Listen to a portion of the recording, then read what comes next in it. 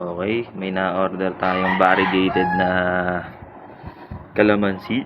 Yan, tatanim natin dito. May galon na to. Yan, malaki yung tatanim natin. Bubutas-butasan natin yan. Ayun na rin yung lupa. Ilalagay natin. Yun. So, mamaya, papakita ko sa inyo yung finished product. So, ito na guys. Bubutasan na natin yung lalagyan natin ng kalamansi. Okay, fast forward natin.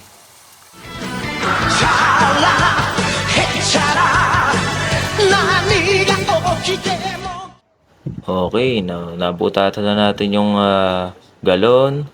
So, kaya yan may butas sa gilid para maka-exit din yung mga hangin. No? So, hindi magkaroon ng root bound. So, ito, maglalagay na tayo ng coconut husk para hindi naman maharangan yung daanan ng tubig sa ilalim. Yan, hindi maipon at mamatay yung mga ugad natin dyan dahil na-stuck yung tubig.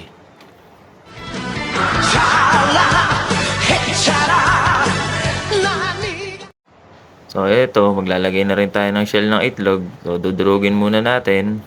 So source yan ng calcium para hindi maglaglagan yung mga dahon nung tatanim nating kalamansi para healthy siya.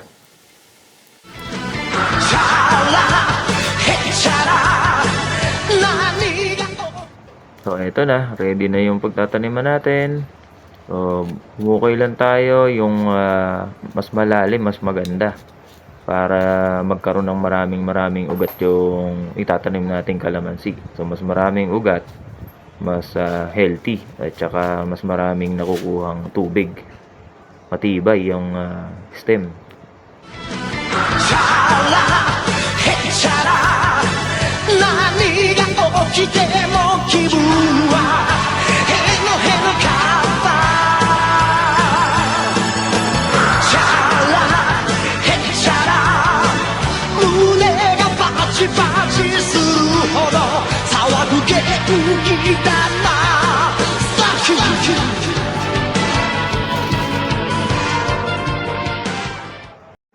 Ayan, naitanim na natin. So, didiligan naman. So, kailangan pag diniligan natin, yung talagang tumutulo yung tubig hanggang sa ilalim.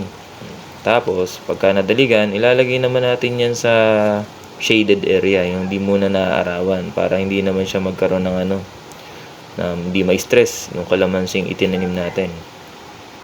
So, ayan, update ko na lang kayo kung mabubuhay. Thank you!